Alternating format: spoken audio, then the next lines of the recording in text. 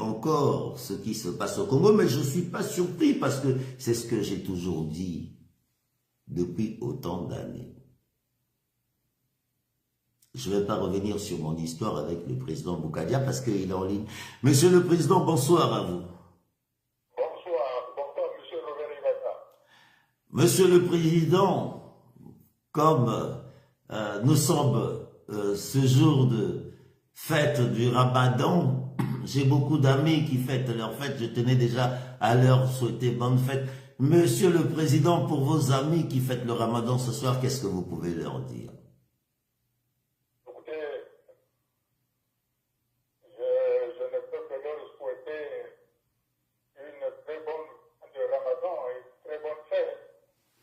Et que le temps passé, le temps de Ramadan, va permettre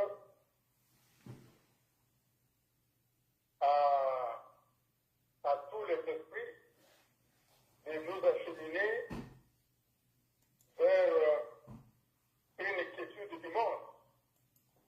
Parce que après une bonne réflexion, après une bonne méditation, c'est la paix qui doit prédominer, c'est le dialogue qui doit prédominer. Donc je souhaite à tous nos amis musulmans qui fêtent la fin de Ramadan une très bonne et une très merveilleuse fête et que le fruit de cette méditation nous aide à apporter la paix dans le monde. Monsieur le Président, avant qu'on parle du Congo-Brazzaville, j'ai bien envie que nous parlions de l'actualité africaine. Monsieur le Président, nous avons eu l'élection de Kinshasa. Je sais que vous avez beaucoup d'amis à Kinshasa. Monsieur le Président, j'aimerais avoir votre avis de l'élection que nous avons vécue et je me rends compte que juste après l'élection, et pourtant nous avons écouté le président Félix Tshisekedi a dit, si nous écoute, nous avons une seule balle qui arrive au niveau de Goma, il va réagir face au Rwanda. Monsieur le Président, quand je vois tout, quand nous écoutions tous ces politiques, et finalement nous retrouvons toujours dans les mêmes... j'ai pas envie de dire le mot que je pense, vous comprenez bien. Monsieur le Président, qu'est-ce que déjà l'élection, parce que nous allons aller doucement ce soir, j'ai le temps, Monsieur le Président, depuis 2016, j'échange avec vous, j'ai envie d'échanger avec vous aujourd'hui tranquillement, que vous me dites, que je sache un tout petit peu, qu'est-ce que vous pouvez nous dire pour déjà la politique internationale, avant que nous revenions sur notre politique nationale. L'élection à Kinshasa, Monsieur le Président, votre avis? Non seulement je suis très heureux que ces élections se soient bien déroulées. Nous avons félicité le président élu, Félix Tshisekedi, et je pense que la tranquillité qu'il y a eu dans ces scrutins va dans le sens de la vision que nous proposons au niveau de l'Afrique et au niveau du Congo, que les divergences d'opinion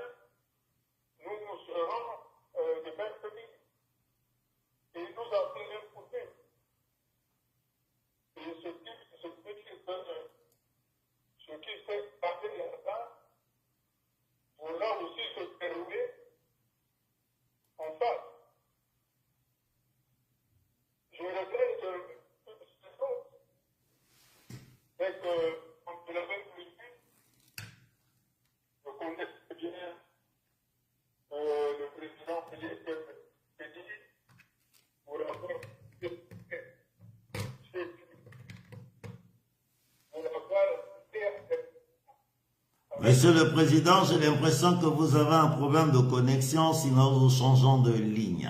Sinon vous vous déplacez un tout petit peu parce que de temps en temps, quand vous parlez, la connexion nous échappe. On vous écoute, Monsieur le Président. Oui, le président qui compte très bien et que je fais mon premier instrument d'entrée, je suis chef de effectif pour avoir été présent dans les négociations du président Joseph Kabila. Ceci étant, je connais aussi le président Kagame, j'avais attiré l'attention des deux présidents, qui sont des présidents pères, qui partagent des frontières, dont une frontière commune, et que ces deux pays ne doivent pas régler les problèmes par l'État, mais qu'ils doivent dialoguer. Aujourd'hui, l'Afrique n'a pas besoin de guerre. Aujourd'hui, l'Afrique, par rapport aux enjeux internationaux qui se posent, les pays africains doivent se ressaisir pour porter la puissance africaine qui devra assister, qui devra être à la table des grandes négociations qui vont à venir. Nous allons y revenir, Monsieur le Président. Je voulais juste avoir, parce que nous allons revenir sur le Congo, Monsieur le Président. Je voulais avoir votre avis déjà sur Kinshasa. Pour terminer sur Kinshasa, parce que je veux aussi avoir votre avis sur le Sénégal. Oui, donc, j'avais dit que j'ai toujours le bon espoir que ce que je avais dit en ce qui concernait lors de la première élection du président Félix Tshisekedi, il est grand temps qu'il fasse asseoir l'opposition. Il faut qu'il accepte l'opposition parce que le pays n'est pas tranquille. Le pays fait face à une situation avec un pays frère. Et c'est l'ensemble des politiques, des politiciens de la RDC qui doivent se retrouver pour qu'ils trouvent ensemble un consensus afin qu'ils trouvent une solution avec le Rwanda. Ceci étant, je pense que le président Félix Tshisekedi, qui a vécu longtemps en Europe, et qui est aussi garant de la tradition africaine, pourra faire la synthèse pour que les problèmes se règlent, comme ça peut se régler, c'est-à-dire accompagner toute la famille politique et publique démocratique du Congo pour faire ensemble une solution par rapport aux problèmes qui se posent avec le Rwanda. En tout cas, comme on souhaite, ce que j'ai toujours dit au service du président Félix Tshisekedi, depuis comme ce que je dis, aux amis de l'opposition présidentielle. Donc c'est pour ça que l'Afrique représente depuis l'espace du monde. Le monde est en crise. Le monde est en crise économique. Et nous ne sommes pas les partenaires des résultats d'une crise économique larvée. Et comme on n'arrive pas à résoudre un certain nombre de crises économiques, alors nous allons dans des conflits larvés. Et l'Afrique est une mesure aujourd'hui de répondre, de faire la soif à l'existence de nos frontières. Monsieur le Président Boukadia, je pense que nous avons un problème de son. Attendez, je vais repasser. Il y a un téléphone, ça sonnera chez vous. Restez dans votre ligne. Je pense que de ce côté, nous allons mieux nous faire entendre parce que, oui, Monsieur le Président, on vous écoute mieux là, Monsieur le Président. Allô? Oui, là c'est mieux. On vous écoute mieux là, Monsieur le Président. Oui, donc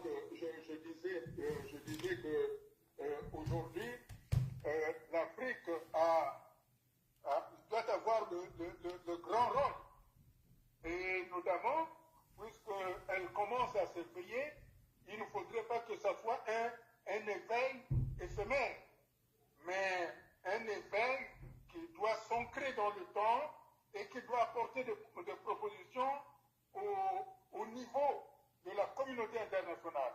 Ça, c'est le rôle aujourd'hui de l'Afrique.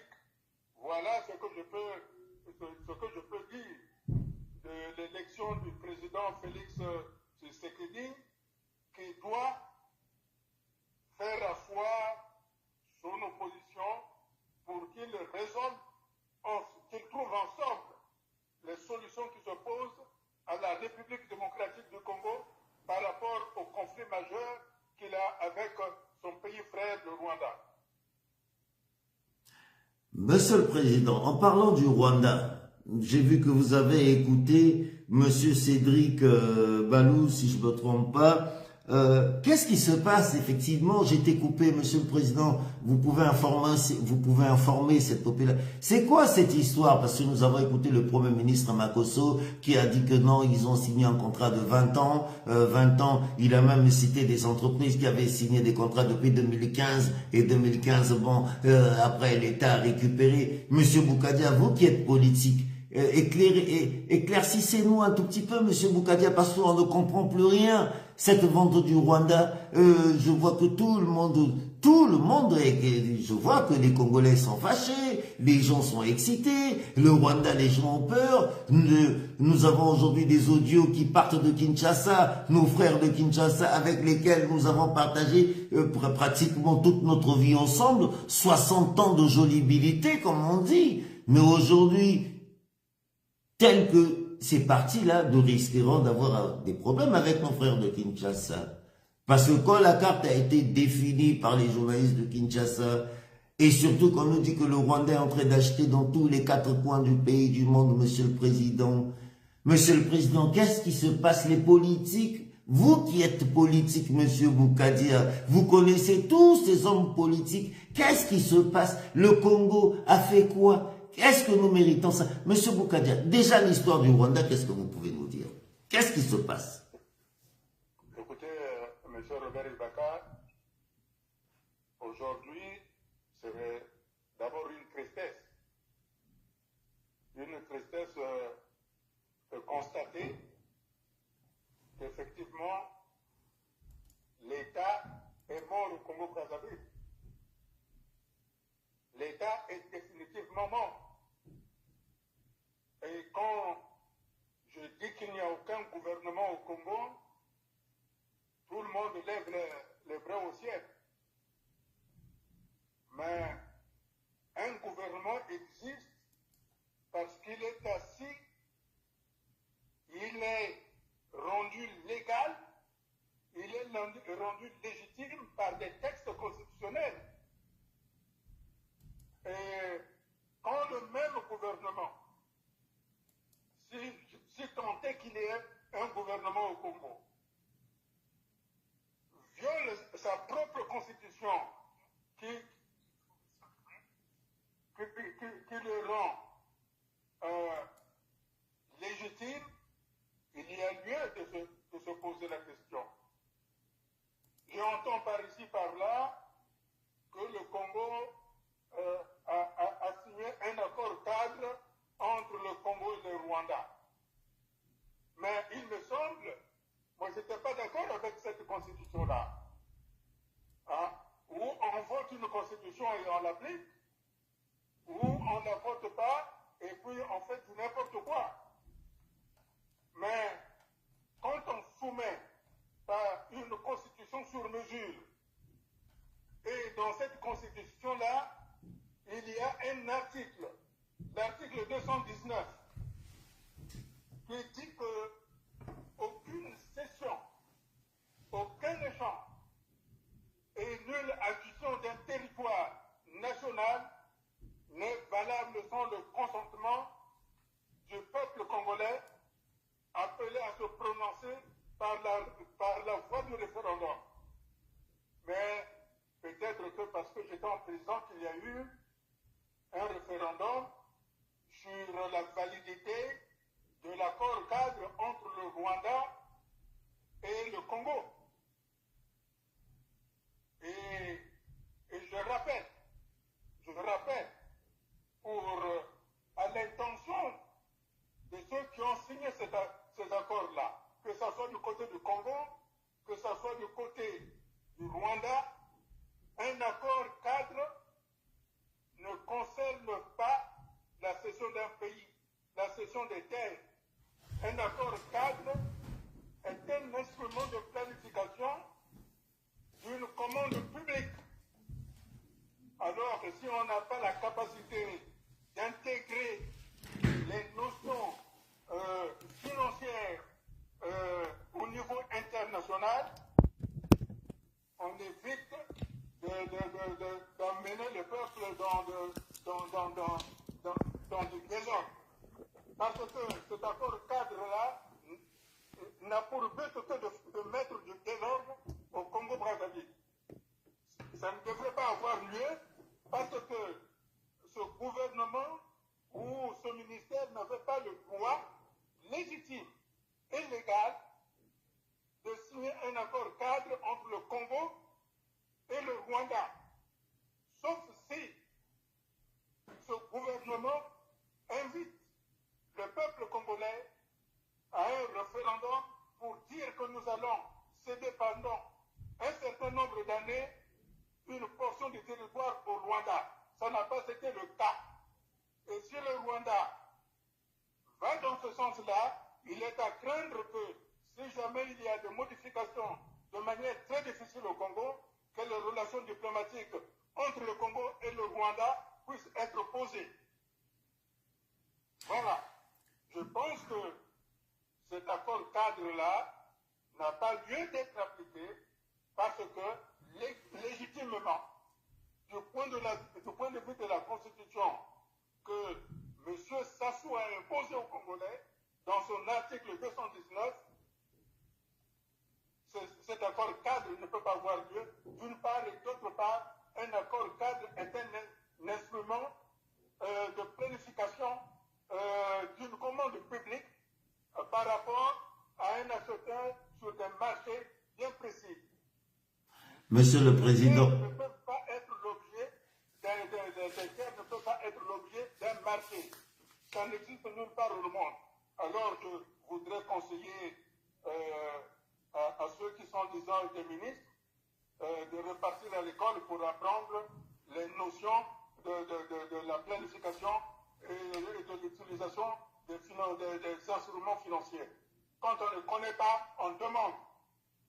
Au lieu de mettre les gens les gens sont par la misère, alors on les occupe en disant fâchez-vous, on vous vend les terres.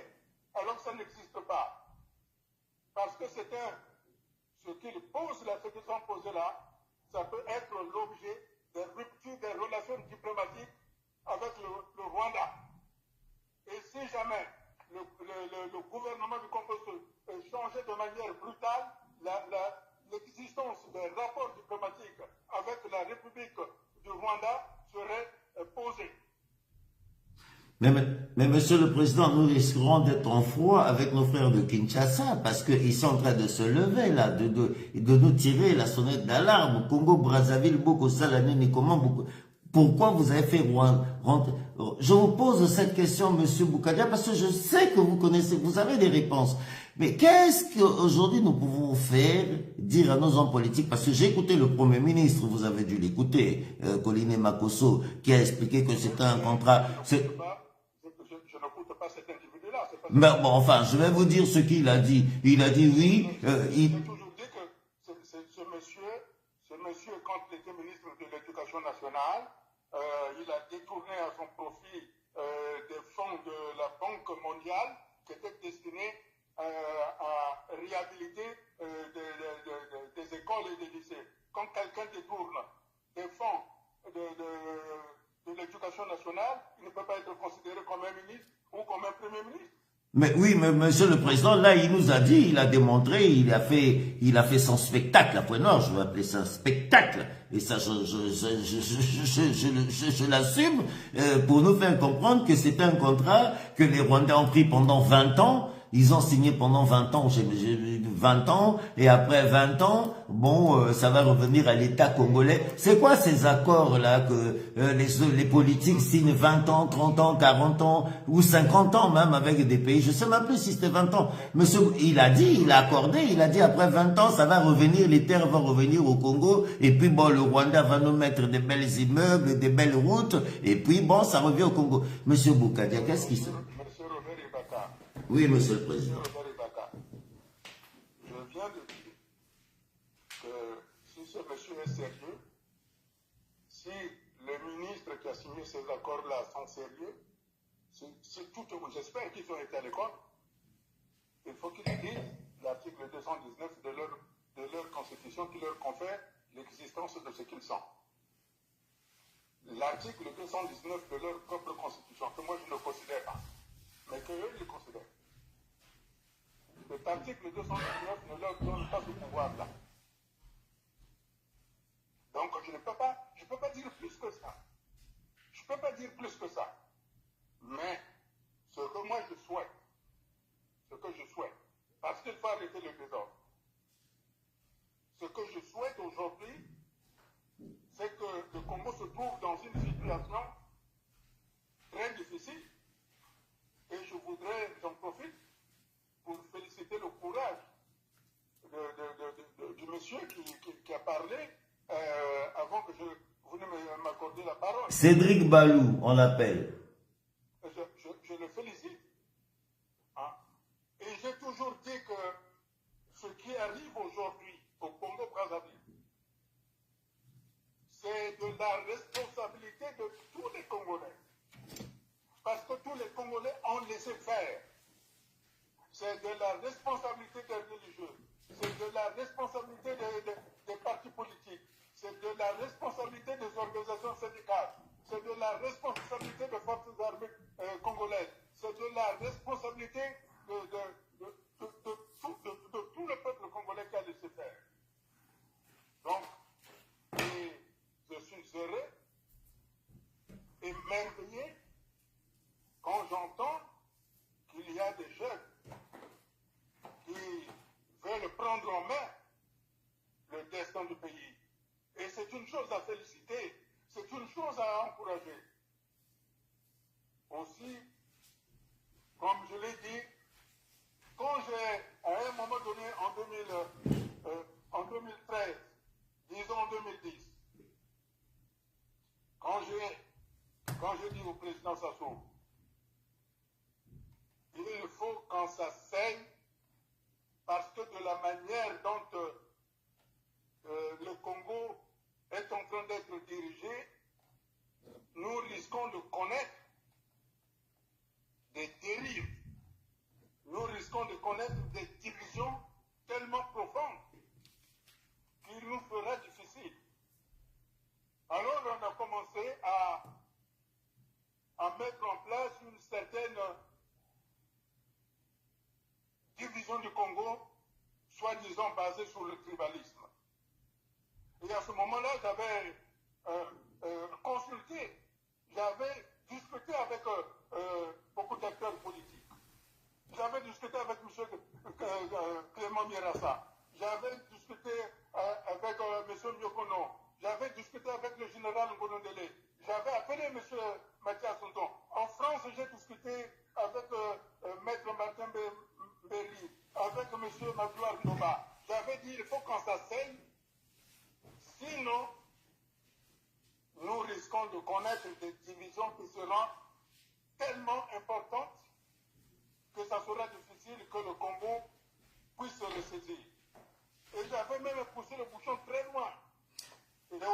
Excusez-moi, monsieur le président, nous sommes en train de le vivre. Hein. Je vais vous laisser continuer, mais nous sommes en train de vivre cette division. Et moi, j'ai commencé à en parler depuis 10 ans. Excusez-moi de vous couper parce qu'il faut vraiment qu'ils... Et quoi, allez-y, monsieur le président, expliquez. Surtout que vous avez cité ces mêmes responsables politiques qui sont là encore en train de nous gérer, les mêmes dont vous avez parlé. Allez-y, monsieur le président, je voulais juste qu'ils comprennent que... Allez-y. Et je suis heureux. J'avais même poussé l'absurde. Puisque le commandement civil et militaire était à 100% de la région de la Cubelle. J'avais dit d'abord, vous avez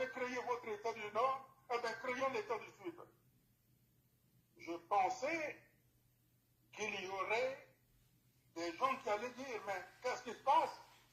Non. Ils ont pris des fatwas pour me lyncher. Ils veulent diviser le Congo. Ils ne savaient pas que le Congo était déjà divisé. Avant, on disait, M. Robert Ibaka, il faut que les gens comprennent. Il y avait la division nord-sud. Aujourd'hui, il y a la division au nord. Il y a la division au sud. Hein? Et finalement, tous ceux qui avaient lancé des fatwas contre moi, ce sont ceux-là aujourd'hui qui sont en train de prophétiser les divisions du Congo. C'est pour ça que la question que nous devons nous poser aujourd'hui, que devons-nous faire? Que devons-nous faire? Que devons-nous faire, Monsieur le Président? Que devons-nous faire? Je vais revenir dessus. Mais Monsieur le Président, c'est pas parce que cette histoire du coq qui vous rattrape et qui fait qu'aujourd'hui, moi c'est vrai qu'on en a parlé, Monsieur le Président. Je reviens dessus pour que, parce que je viens de voir un commentaire. C'est quoi cette histoire du coq, Monsieur Boukadia? Une fois encore. Et je voudrais dire ceci, que les Congolais ne se trompent pas. Le Congo n'est pas le seul pays qui a connu des drames. Le Congo n'est pas le seul pays qui a connu des tragédies.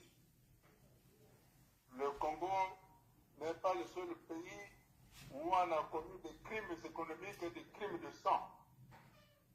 Tous les pays du monde ont connu cela. Aucun pays n'a jamais connu ça. Tous les pays ont connu ça, pardon. Tous. Mais dans tous ces pays-là, il y a les hommes politiques qui se sont levés en disant « Regardons le futur ». Y a-t-il une différence entre le Mali, le Burkina Faso, le Niger,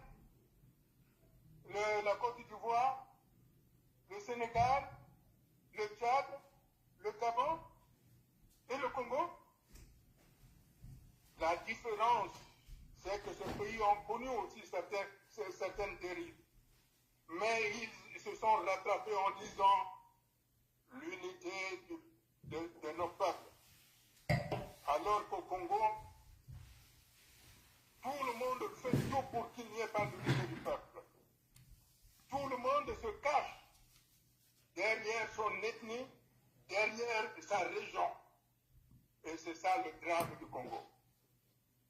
Et donc, c'est pour ça que je dis, malgré tout ce qui s'est passé, le Congo a connu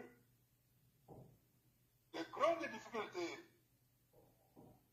Prenons ce qui s'est passé en 1959, parce qu'il faut toujours partir. Et je le dis pourquoi. Parce que tous les pays du monde qui ont des problèmes chez eux, les solutions se trouvent dans leur propre histoire. Et les solutions chez nous, au Congo, se trouvent dans notre propre histoire. Quand il y a eu des problèmes en février 1959, le président Zoulou et le président Jacob Pango se sont assis. Et ils ont trouvé une solution pour asseoir le pays. Quand il y a eu des problèmes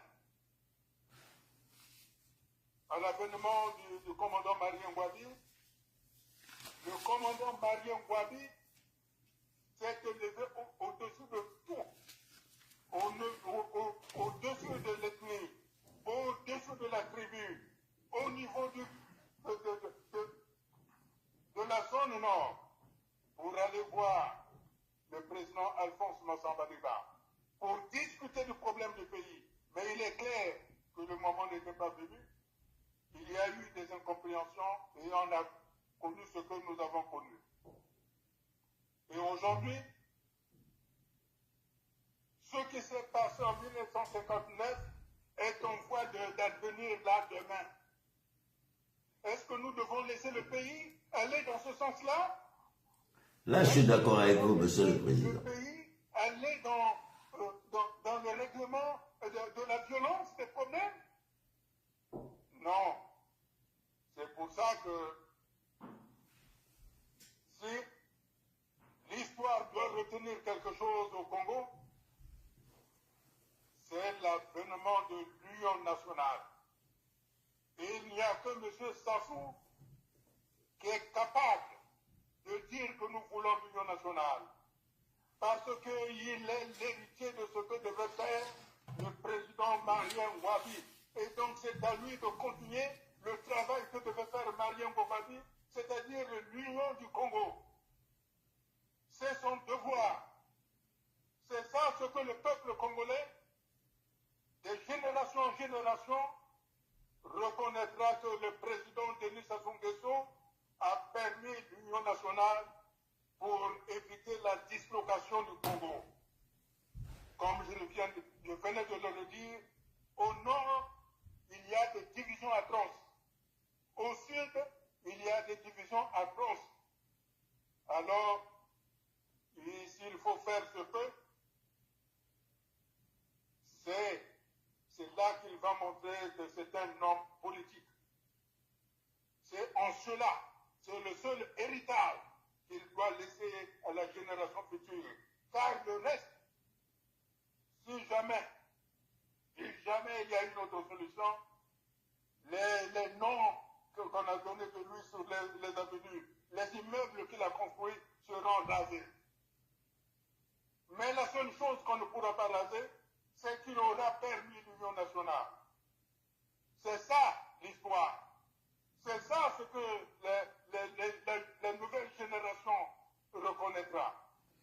Ce qui s'est passé, les drames qu'il y a eu, les tragédies qu'il y a eu, ça sera à la justice de le faire. Mais, aujourd'hui, la décision politique du président Sassou, c'est d'amener les Congolais à l'Union nationale. Emmener le président Sassou à l'Union nationale. Monsieur le Président, nous en parlons depuis 3 ans. Monsieur le Président, l'Union nationale, beaucoup ont pensé que ça ne pouvait pas arriver. Monsieur le Président, je le dis, j'en ai parlé avec Hugo Golondele, qui est mon grand frère, je pense que je vous ai fait le point. Et à ma grande même surprise, il m'a dit qu'il vous connaît très bien. Monsieur le Président, aujourd'hui, nous sommes en 2024. Nous avons le Cameroun qui est au bord de l'explosion. Nous avons le Gabon aujourd'hui qui a apaisé ce bord d'explosion, mais on verra ce que le président va faire. Nous avons le Tchad qui est au bord de l'explosion. Monsieur le Président, vous connaissez tous ces hommes politiques qui vous ont pris, ils vous ont jeté en prison, ils vous ont martyrisé, ils vous ont tabassé même s'il faut le dire. Mais aujourd'hui, les gens ne comprennent pas, malgré toute cette souffrance que mes parents vous ont fait, parce que c'est mes parents, il faut le dire, je ne vais pas le renier aujourd'hui, parce que... mais ils ne comprennent pas, Monsieur le Président. Comment vous voulez toujours aujourd'hui tendre la main à ces gens qui vous ont fait du mal? Et pourquoi l'Union nationale, vous insistez, et pourtant tout le monde dit qu'ils veulent qu'ils dégagent, après une nouvelle structure arrive. C'est même pour ça que je vous suis, Monsieur le Président.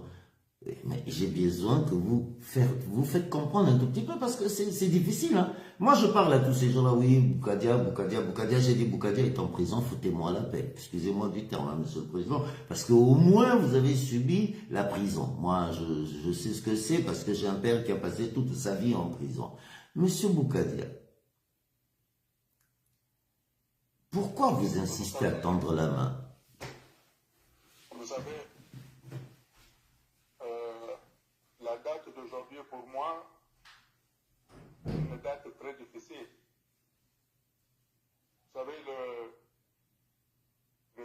avril 2016, celle qui m'a donné la vie, Marianne Lutaya, quand elle a appris que j'étais arrêté, a fait un AVC et elle est partie le 10 avril 2016. Et on ne m'a pas permis d'aller lui rendre les derniers hommages. Mais au-delà de ça, pourquoi je veux l'Union nationale? Je veux l'Union nationale parce que elle va nous permettre l'apaisement. Elle va permettre l'apaisement du pays. Si on réfléchit bien, et si on est un petit peu objectif, vous savez que personnellement, je ne suis pas impliqué dans les crimes financiers et les crimes de sang au Congo. J'aurais pu être indifférent à l'Union nationale. J'aurais pu vraiment être indifférent. Mais il me faut plaider la réconciliation auprès du peuple congolais pour qu'il essuie ses larmes et que tout le monde, tous ensemble, nous nous projetons vers le futur pour les générations qui nous suivent. Et je crois que c'est la vraie guerre que les diasporas du monde, c'est la vraie guerre que le peuple congolais, c'est la vraie guerre que nous tous, les partis politiques, les organisations syndicales, les travailleurs, des élèves et étudiants, et les partis politiques et les personnalités doivent mener, parce que c'est cette guerre-là, nous devons la gagner ensemble, celle de la réconciliation, afin que tout le monde, du nord au sud, du sud au centre, de l'est à l'ouest, nous essuyons les larmes. Parce que ce qui se passe à travers le monde, le Congo ne peut pas être en reste. Parce que aujourd'hui, c'est ce courant émancipateur qui est en train de gagner toute l'Afrique. Et si nous Congolais, on ne se réunit pas, on ne s'unit pas, nous risquons d'être sur le bord des grandes mutations qui sont en train d'advenir. C'est pour ça que j'ai fait une parenthèse, parce que de par le monde, que ce soit du côté de l'Afrique du Sud, que ce soit au Ghana, que ce soit au Nigeria, que ce soit au Sénégal, que ce soit en Côte d'Ivoire, il y a des hommes politiques qui ont été persécutés, qui ont connu des prisons, mais qui ont appelé à l'apaisement. C'est pour ça que ce que j'ai subi, ça m'a ouvert les yeux. Ça m'a ouvert les yeux. Je ne permettrai jamais, jamais au grand jamais, que mon pays puisse, à l'issue du compromis politique historique, puisse envoyer ses enfants dans une quelconque maison d'arrêt pour divergence d'opinion. Non. La divergence d'opinion est nécessaire dans un pays. Comme la diversité de nos cultures, c'est bien d'être Vili, c'est bien d'être Congo, c'est bien d'être Ngala, Moshi, c'est bien d'être Kukuya, c'est bien d'être Tsangi, parce que ça enrichit le Congo. C'est ça ce qui fait la force du Congo. Tout comme lorsqu'on parle différemment, de la manière de gérer le pays, on devient fort. Et c'est cette force-là qui me pousse pour que j'appelle le peuple congolais à l'unité. Une unité qui ne doit pas faire éclipser les différences culturelles que nous avons. Ces différences culturelles, jadis, on les exprimait dans ce qu'on appelait la semaine culturelle, où on s'extasiait à notre époque, voir comment les uns dansaient, comment les autres dansaient. Ça existait et ça doit exister à nouveau pour mettre enfin un frein à cette gangrène, à ce cancer qui est le tribalisme, qui nous pourrit la vie et qui nous détruit. C'est pour ça que, en ce soir du 10 avril 2024, j'appelle solennellement les organisations syndicales des travailleurs et des élèves et étudiants congolais. J'appelle les forces armées congolaises. J'appelle les partis politiques et les personnalités.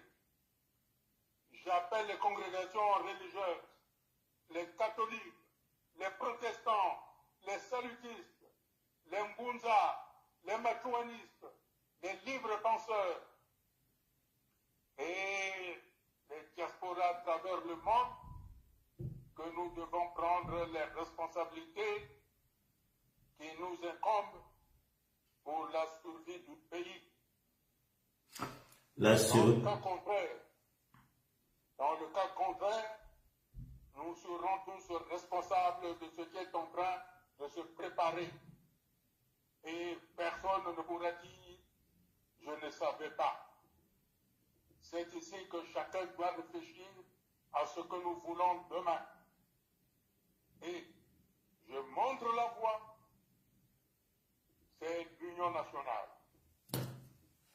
La main tendue a été entendue au Tchad, a été entendue en Côte d'Ivoire, a été entendue en RDC, a été entendue au Centrafrique, au Gabon, au Mali, au Sénégal. Pourquoi pas le Congo? Devons-nous rester en reste? Que l'histoire que nous avons vécue, quels que soient les drames et les tragédies de Marien Ngouabi, ne nous tétanise pas. Le drame, et si nous voulons rendre véritablement un hommage au président Marien Ngouabi, c'est de nous dépasser et d'aller vers où il voulait aller, c'est-à-dire l'union du Congo. C'est le message d'aujourd'hui que je lance. Le drame de Marien Ngouabi est l'acte fondateur de l'Union nationale et le président Denis Sassou Nguesso doit en être le garant. Monsieur le Président Boukadia, vous savez, je vous écoute toujours avec beaucoup d'émotion. Je vais vous faire écouter Ndio Mathias juste après, qui fait le bilan de l'État du Congo. Monsieur le Président, pour le mot de la fin, qu'est-ce que vous pouvez nous dire à cette nouvelle génération, à vos amis qui vous écoutent? J'ai même été surpris en discutant avec le ministre Hugues Golondele qui m'a dit qu'il vous connaît très bien. Et je lui ai dit, mais pourquoi pas aujourd'hui trouver une solution, que nous nous asseyons tous ensemble pour essayer de discuter pour l'avenir de ce beau pays de demain.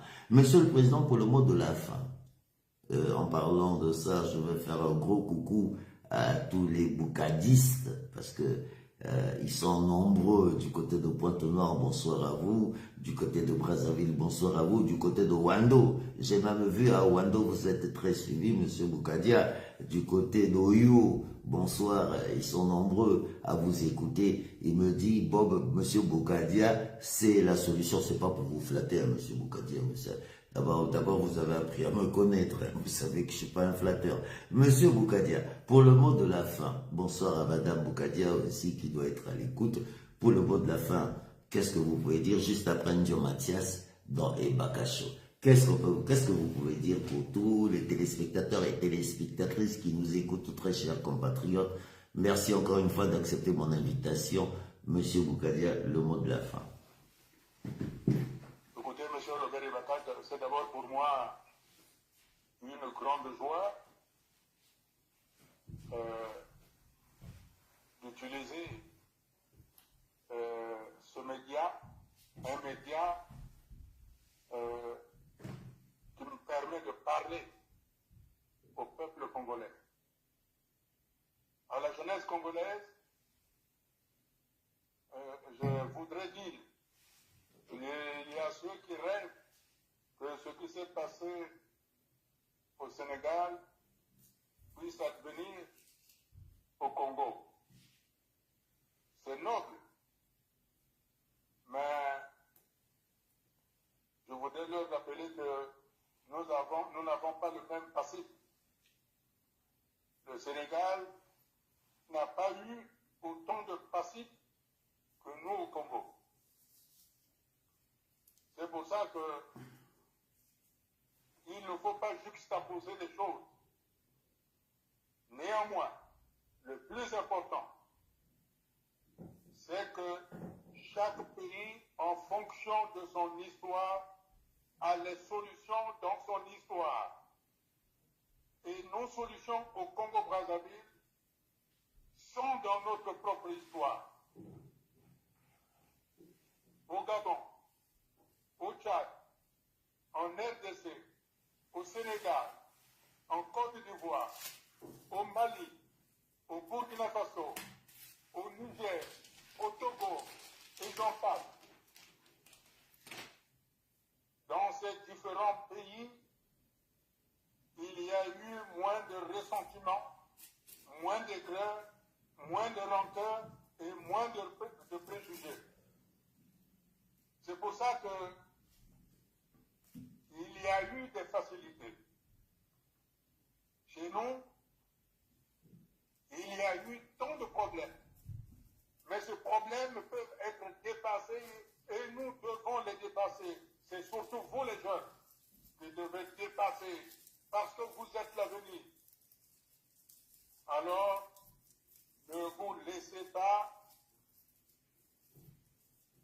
embrigader par des paroles mielleuses parce que sans jeunes, aucun pays ne peut se construire. Sans jeunes, aucun pays n'a aucun futur. C'est pour ça que, au-delà que nous avons été embrigadés par des mouvements de jeunes où vous aurez vu vous exprimer, on vous a formaté. Mais aujourd'hui, avec les réseaux sociaux, vous avez des instruments pour vous dépasser du fléau dans lequel on vous a entraîné, qui est celui du tribalisme. Un jeune ne peut pas parler de tribalisme. Un jeune n'a pas à répertorier la politique que nos grands-parents ou nos parents ont mis au Congo pour pouvoir gouverner par la division.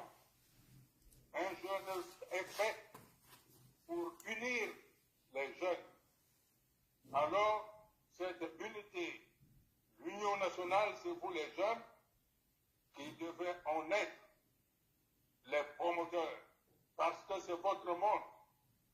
Et votre monde aujourd'hui utilise les outils informatiques, les nouvelles technologies de communication et de formation qui vous permettent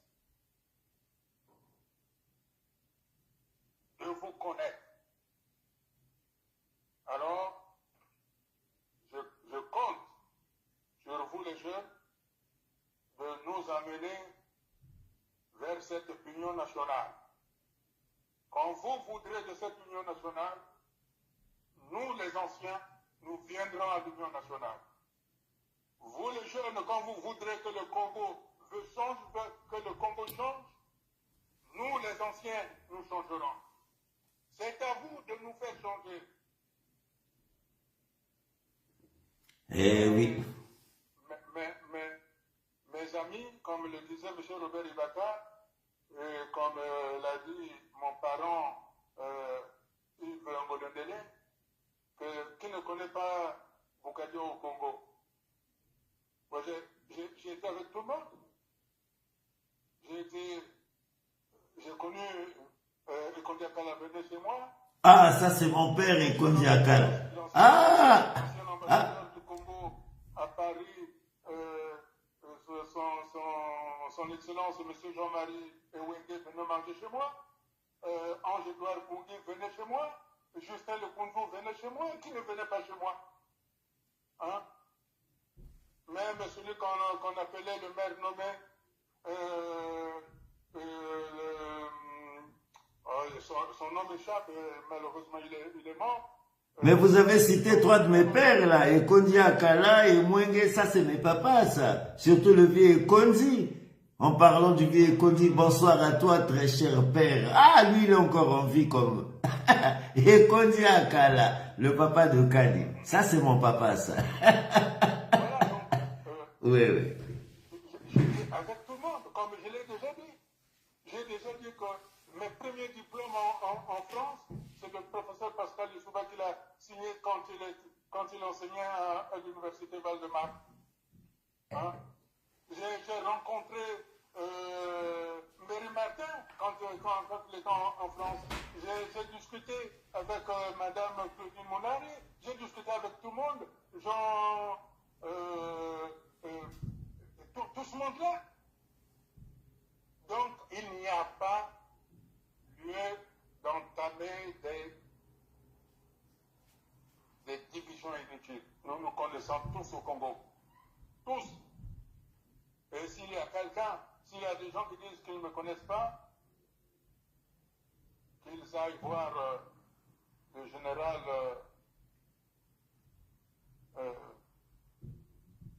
l'ancien ministre de l'Intérieur, Pierre Auba. Il va les édifier qui je suis. Moi, je suis un homme ouvert. Je l'ai dit aujourd'hui, ce que je demande, c'est qu'on s'asseye. S'il y a des gens qui veulent être président, construisons d'abord le Congo et chacun pourra être président. Mais vous ne pouvez pas être président dans un pays disloqué. Construisons d'abord l'unité de l'Union nationale et chacun pourra dire oui, c'est moi qui vais être président du Congo. Mais tant que le Congo est ainsi divisé, vouloir avoir la prétention d'être président, c'est être utopiste. On dirige une société qui fonctionne ou que l'on veut faire fonctionner. Pas une société qui est en lambeaux. Le Congo est en lambeaux. Et vous voulez être président? Alors, chers jeunes, c'est à vous que j'en appelle pour aller à l'Union nationale, pour nous amener à l'Union nationale et pour que nous mettons en place les institutions stables par la voie du compromis politique historique grâce à la main tendue. Je vous remercie. Merci, monsieur le